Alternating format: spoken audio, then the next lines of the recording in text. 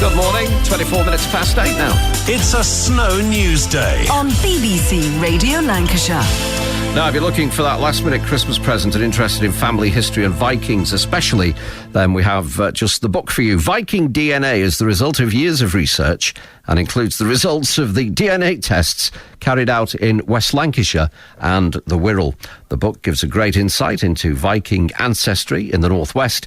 And joining me to tell me more is one of the authors, Professor Steve Harding from the University of Nottingham. Stephen, I think the last time we spoke, it was about a year ago, I think, when you just completed the North Lancashire and Cumbria DNA tests. There's a lot of people interested in their Viking roots then. Indeed, not just the Vikings, but the general roots, but of course Vikings particularly because they have this sort of concept of bravado and things. So indeed, there's a great deal of interest into this sort of research at the moment, yeah. And the original project in West Lancs, the Ormskirk area and the Wirral, came about after a BBC programme some years back now called Blood of the Vikings. Do you ever think then that it would be this popular a subject?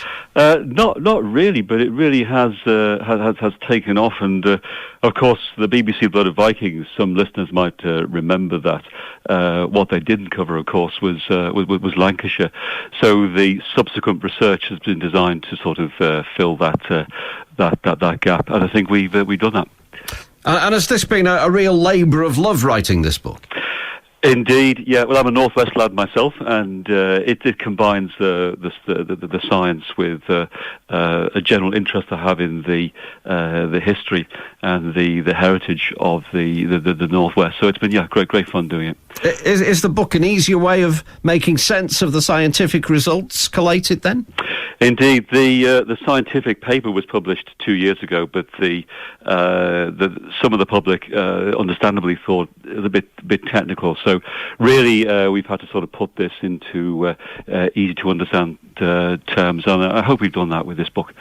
And it's an ongoing project in the Northwest. How easy or difficult is it to get the DNA samples? And what then goes into testing it and finding out if there's a Viking family connection? Well, at first when we started doing this, there was some resistance because taking DNA samples, it's seen as a personal intrusion, but there are very strong ethical rules in terms of the DNA. We're not allowed to disseminate individual people's results. So we take the test. There's no pain, no taking of blood or anything. It's simple mouth swab.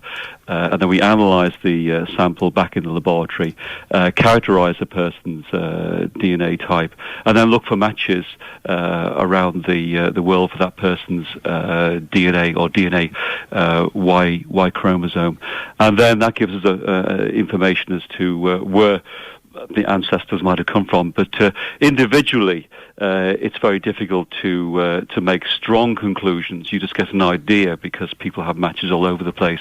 But taken as a whole, as a population, this is where the method becomes very powerful, where we compare populations with each other, and it's worked very well in West Lancashire.